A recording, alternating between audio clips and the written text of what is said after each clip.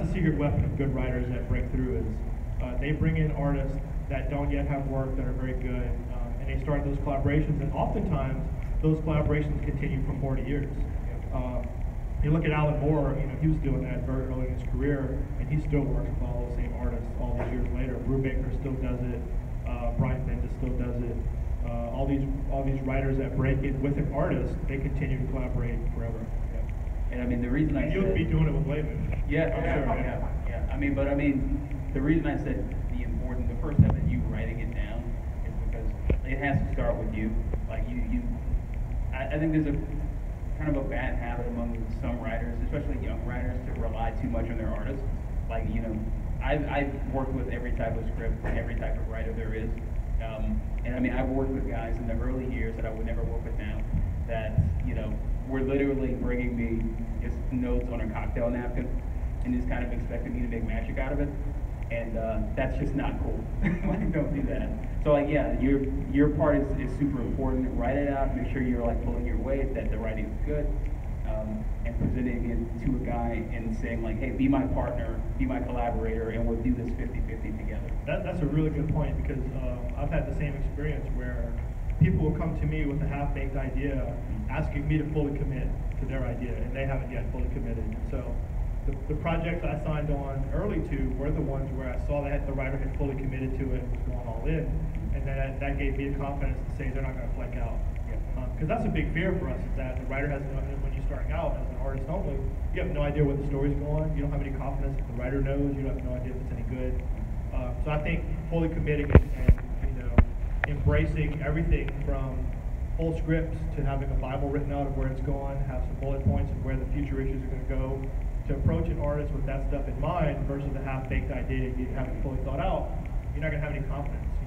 And the artist won't believe in the idea, won't believe in you. So I do think you have to have that. Yeah. All the books I've signed on for early all had that. Yeah. Who's got the next question? I'm coming to you.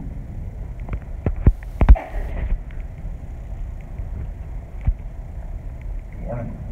What's your name? Rob, you said your next work should be coming out in February-ish. I just want to keep an eye out for it. Yeah. That when I should be looking for it. Yeah. We should be announcing it, I would say, late October, early November. I mean, Image will be doing like an official press release and everything. You have a newsletter? Website? I do have a website. It's What's your website? RobGuillory.com. I'm on Twitter too. It's @Rob_Guillory. Yeah, we're both all over kind of social media website stuff and all that. Instagram. You're on Instagram, right? Yeah. If you come on my table, I have cards and everything. That's the beauty about Facebook too, and I'll talk from my perspective, is that I'm friends with a lot of artists and writers, and Facebook is like I want to say it's the great equalizer, but it gives you a platform to get out there and to put your work out there and connect with people as well. Well, I always say get on the newsletter, because more and more Facebook and Twitter and Instagram are starting to heavily filter anything they do as promotional. And so when we announce a new book, we showcase a new piece, or we link to a place where you can pre-order something, they're blocking that stuff heavily, and so it often just doesn't get seen. So I've been pushing more and more for the newsletter, because it tends to be unfiltered unless it goes to spam. But because really, when I follow screenwriters, or I follow directors, or I follow artists or writers on Twitter and social media, I'm usually doing it, I don't want to see their politics, I want to see the work. And that's the stuff that's getting filtered, so it's becoming difficult on social media. So if you can get on a newsletter for the creators you like, I recommend it. It's the most reliable way to get information from creators. Done. Next question. Who we got? You have a question? You have a question, I know you. Your name? Christian. So Kody, as I said, your series Punks, you used, collage. Were you worried about kind of copyright issues or anything like that? Where did you get your collage stuff from? Well, copyright is a concern in most areas. The one thing we were able to do with Punks and get away with anything is we're essentially parody. And so once you're in the world of parody, you have open reign to do whatever you want. That's why Mad Magazine can put Walking Dead on the cover of their book. As long as you're parody, you're safe. Parody is covered by the First Amendment. If Punks had been a drama series, I couldn't do it. But to answer the question about the images, I shoot 90% of the photos myself. The fist is my fist. The skull is a plastic skull I have in my living room. The dog was my neighbor's old dog. So most of the photos are mine. On the occasion where Marilyn Monroe makes an appearance, or Abraham Lincoln, I find that stuff online and we parody it in a way where it's safe, so we never really have any concern. Same thing with Robot Chicken, anything in that world, you can kind of get away with it. But it's a good question, and I wouldn't dare do a series like this if it wasn't parody, because then we'd be in trouble. Next question. Who we got? I have a question for Rob and maybe for me. If you were trying to break into comics today, like right now, what would you do? What would your approach be? I don't know. I mean, I mean, it's changed so much, and now like it feels like everyone is trying to make a comic. It's so oversaturated that it's. I've never had a time in my career where, you know, we do a lot of shows. We know a lot of professionals who do this, and more professionals, even guys who have like established audiences, are really concerned about, you know, will the sales be there to support the book I'm making? Because I mean, I'm experiencing it with my new thing. It's like, you know, we had a really good audience with Jew. We have a really large fan base, but at the same time, I have no guarantee that, you know, the audience will show up for my new thing. Right, it happens. Yeah. For like a top book, the creators will do a follow-up and it won't sell. It's like the film industry, you know, Spielberg has flopped just like everybody else. Yeah, I mean, I gotta believe the conventions are still a major part of it. I mean, just kind of doing the work and like showing them, you know, doing the work, and not just to make the work, but actually to show up at conventions, to get a table, to have, you know, professional presentation, to actually like go to editors and go to other creators and like, you know, introduce yourself and not be, you know, not appear crazy is a pretty big part of everything, really. That's true, yeah. I mean, any collaborative medium where you're working with people directly, there's some crazy people out there. You don't want to deal with them. Yeah, no, it's they need to know you're not crazy. Yeah, I mean, especially, I mean, I get approached by a lot of people who just, yeah. It happened yesterday. Yeah, I mean, they can be a little out there, especially in this creative industry. Like, a lot of people are really out there, man. I mean, most people in the industry, editors and whatnot, are really looking for people who are easy to work with, who aren't going to be a pain, who are going to make quality work and be just not crazy. I mean, that's really big. There's a thing editors do in portfolio reviews that I've kind of picked up on through the years, all the good editors. As they're reviewing portfolios, especially with new creators, they'll find something in there that's marginally bad, not necessarily bad, but marginal, and they'll insult it a little bit to see how you react to it. And they're really kind of, it's not necessarily about your perspective is horrible, it's more about, can you handle a critique about your perspective and not blow up? And so there are kind of, if they like your stuff, the fact that they will make a comment like that is a good sign. If they say, you know, the portfolio review you don't want is, yeah, stuff looks pretty good, you know, keep going. You don't want that. Once they look at it with enough of an analytical eye to give feedback in any way, that's actually a good thing. That's what you want. Once they start actually critiquing the work is even a whole nother level of, you know, that's where you want to be, is when they kind of, they'll poke at you a little bit. They'll see if the dam breaks, you know. And that's one of the techniques you got to be on the lookout for if you're showing pages. If I was trying to get in today, my trick would be print on demand. It looks amazing now. It looks, you know, near publication quality that we're doing with actual offset printing. It's super inexpensive to do. You can get books for like $1.20 a piece. Yeah. Sell them for $4, so you can actually even make money on it. Where it used to be closer to $10 a book when I got started for on-demand stuff. So I would just do a book. I would get a table at a major convention or a medium size, like a Charlotte Heroes Con or something like that, or one of the better Wizard World Cons. I would set up at a table in Norris Alley with a ton of business cards, and I would just sling books like crazy. That'd be my approach. Yeah, and we know guys that have done that. I mean, Yahoo Mercado. I mean, there are guys who, you know, just made the work and spent the money to actually like print the books and everything, and then, you know, spent the money to get the tables at the conventions and sell it, and just travel the nation doing that stuff, and eventually they build a fan base, and they go from there. It seems like when you're on the artist side, it seems like a small perception difference in that you're an aspiring creator versus a creator, right? But here's what actually happens in the industry. If you tell people you can run a marathon, they probably won't believe you, right?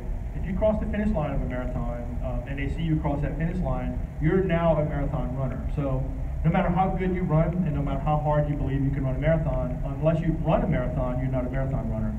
Comics are the same way. If you hand someone a finished comic, you're a comic creator. It doesn't matter if you got paid or if a publisher picked it up, you've made a comic, and that carries incredible weight versus if you're just showing pencil samples or writing samples. Because you've crossed the finish line, 99% of creators will never cross. And that means a lot to publishers, it means a lot to editors, it means a lot to other creators. Like, if someone shows me some samples, I kind of look at them and I go, yeah, the work's pretty good, but I know they're still an amateur because there's no book there. If they walk up to my table and they say, hey, here's one of my comics, they're a comic creator. Like, there's no bones about it. Like, there is no breaking into comics. You're either making comics or you're not, right? It doesn't cost much money. It does. All it takes is time and effort. So, you talk about breaking in. Phil Hester just did a tweet about it the other day about how there's a perception like there's some wall you have to climb. Like, there's really no wall. You just make a book and now you're a creator, and it costs $1.20. It's pretty incredible. You could almost say, don't talk about it, but be about it, huh? Yeah, that's right. Do or do not. There's no try. Thank you, Yoda. Any other questions? Anybody? Now's the time to ask it. I mean, you got a question burden. You want to break into comics? Now's the time to ask it. These two guys are like a wealth of knowledge. There you go. Hey, so Kody, I saw a post on your website a while back about trying to get feedback from professionals. Like, that's the only way you get better. So do you have any tips on that, like especially writing-wise?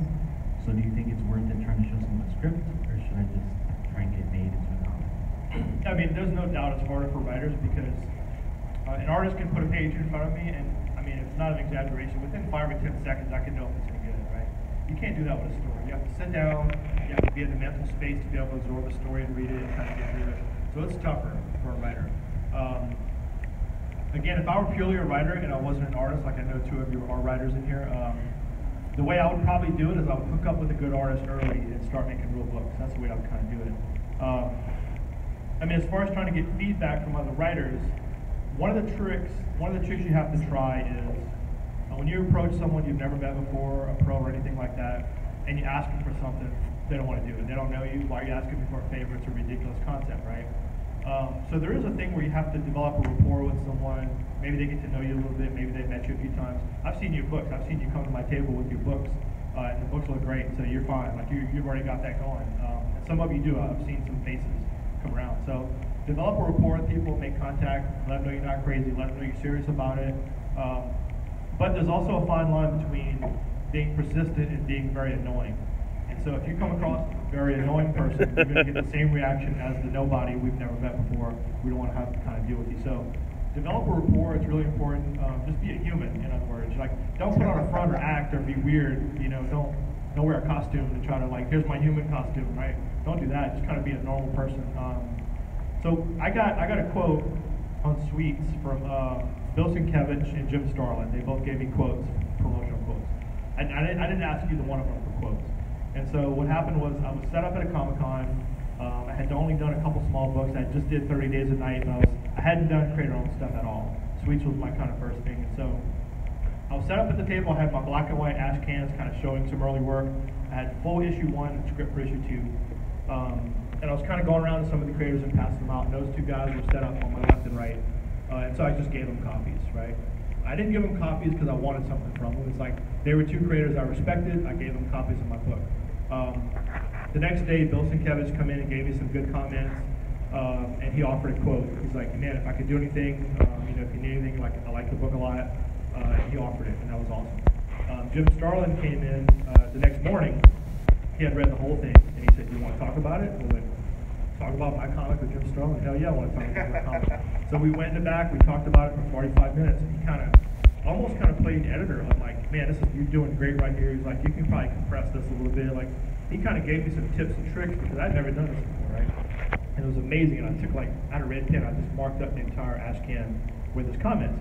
And he offered something in return too. So I think, the lesson I learned from that was I wasn't trying to get anything out of these guys. I wasn't trying to get a quote from them. It happened organically because I had given them something that was important to me and special to me. And I said, here you go. I've had people, previous to that and since, where I would give them a copy of a book or something, and they would say, man, this is great. If you ever need a cover variant or a pinup, let me know. And I've gotten that. Mike Huddleston, you did one for me, the Punks. And so you have to navigate your career in a way to where you're generous and you're passionate about your work and you believe in your work enough to put it in front of people. But I don't think that particular blog post I think all that's it's about industry professionalism. I don't necessarily think it's about trying to manipulate people into doing stuff. You do have to still do it in a human, caring kind of way. You've had any experience with that kind of thing? Like, kind of, networking through that kind of stuff by meeting people for the first time and developing that rapport? Yeah, I mean, I've found that, all of the relationships, all the professional relationships I've kind of grown have just been through kind of perseverance. A lot of it is just because I keep going to shows and even in my early days before I had published work, it was just me going and me always having new stuff and people seeing, okay, he is one of us, he is actually doing the stuff. He's not asking me for favors. He's just, he's just like me. He's trying to break in.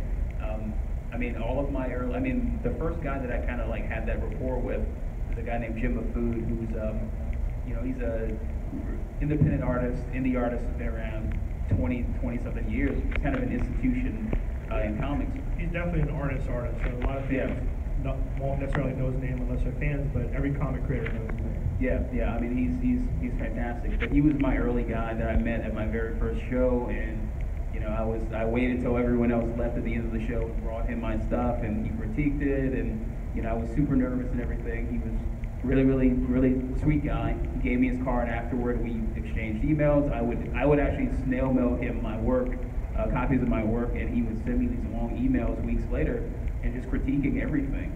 And I didn't really even ask him for that. He offered that. And I've had numerous relationships with guys in comics where, I just, I don't really ask them for anything, but because they see you are trying and everything, that they kind of meet you there. Yeah, untapped potential is something all comic creators kind of see in other creators, and they try to encourage it. So sometimes you can look at work and you can sort of see they're way off from being able to do this professionally. But the times when you see someone come up with work and it's marginal, it's almost there, they're at the edge of the cliff, you just need to shove them off and they're going to be fine, they're going to fly. And if you're that creator and you show your work to professionals, they're going to want to help you because they've all been in that exact same position and they know what that feels like. They know what it feels like to stand in line at Comic-Con for 8 hours to get a portfolio review. Now they do a lottery with tickets. The kids don't even have to do that anymore. You know that? They just walk right up and get a portfolio review. That's crazy. Back in the day on the top floor of San Diego Comic-Con, we'd all have to stand in line for editors, and the lines would wrap around the building like the actual Comic-Con line. We'd all be standing there with our portfolios in the sun, waiting for portfolio reviews. And another thing to consider is social media. We were kind of at the beginning of social media. So I remember having the MySpace page, and my MySpace was, it's funny, but the thing about it is, people don't take that stuff seriously enough. Because back then, before Facebook, before Twitter and that stuff, people were just kind of taking it lightly, and they were posting personal information, pictures of themselves in the bathroom and weird stuff. I can totally vouch for you with that because me and you were in UL at the same time, and I remember being on MySpace, and your page was always flooded with amazing art. It was just I used it as a business card. It was I didn't have a website, so I used it as that. And then one day out of the blue, I get an email from this guy, a guy named C.V. Sapolsky. Yeah. He's really complimentary, just I love your work. It's really good. And he offered me a gig, and I had no idea who the guy was, and I Googled him, and he was a talent scout of Marvel Comics. So he's the guy that people were waiting hours in line at conventions to show their work to, and he happened to stumble onto my portfolio on MySpace. It's awesome. And that opened so many doors in my career. To this day, we're still friends, and his profile picture on Twitter is my art. I remember. So this is because of MySpace. This is ridiculous. No one takes this stuff seriously, especially nowadays where social media is such a thing with Twitter and Instagram and Facebook. People don't take that stuff seriously enough, and they say really stupid things on the internet that will actually hurt them career-wise. Yeah, the whole thing about they want to make sure you're not crazy. Yeah. People in the industry actually do look at your social media if they want to work with you. They want to see that you're, if all you do is you slam on creators or you insult whatever properties out there that someone's working on and you call it garbage, and they look at all that stuff. They want to know that you can handle yourself in a professional way and not be that abrasive person because they don't want to work with people like that. So if you really believe in that stuff and you're all politics all the time and you're passionate about it and you do it, just be aware that there are publishers that don't want that. there are publishers that don't want people to be agitating the world as they're trying to put books out. So again, you know, be you. If that's you, that's fine. But just be aware that publishers do look at that stuff. Editors look at it. Writers look at it. If you're an artist, you know, I don't do that stuff on my page. I know you don't do it. You know, it's not that we don't have politics or we don't believe in it. It's that we understand that my views don't necessarily reflect that of my publishers. Theirs don't necessarily reflect that of mine. But we're in business together, and there's a kind of a mutual respect there that we go along with. And you know, my job is to try to put out great comics. If I put something in my book, that's fine. I won't necessarily put it on the Image Comics page. You know. Yeah. Any more questions? Any more questions? We're about to wrap things up. Now's your chance. Get it in. All right. So once again, give it up for Kody Chamberlain and Rob Guillory, please. Woo! Combined, I'm at F4. Right? F4. You're Right when you next walk to in the front door. I can tell you, hang on. Far right wall. That's where I've got information. I had a question, but you answered it in. That's the beauty about doing panels with these guys, is that I just hang in the cut and let them talk. I mean, they handle their business, man. They know what's up, and they just handle it. So I don't have to ask anything. It's amazing. So thank you for making my If job anybody easy. has portfolios and stuff and you want somebody to look at it, I'm always happy to do that at my table. I probably won't read big scripts or long pages or anything, but if you got some pages, I'll look at them. So Cody's at F4, Rob's at F5. You sound like hurricanes. Tornadoes, my bad. You know what I meant. You had another one? I don't have a portfolio, but I do have a website where I just dump my stuff.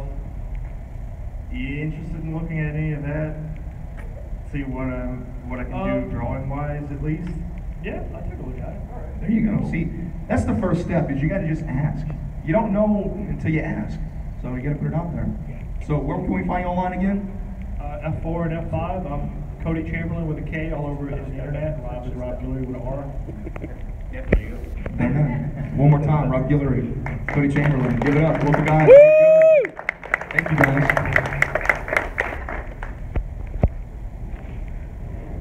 Cue the music. Cue the music. So we got the next panel coming up in just a bit.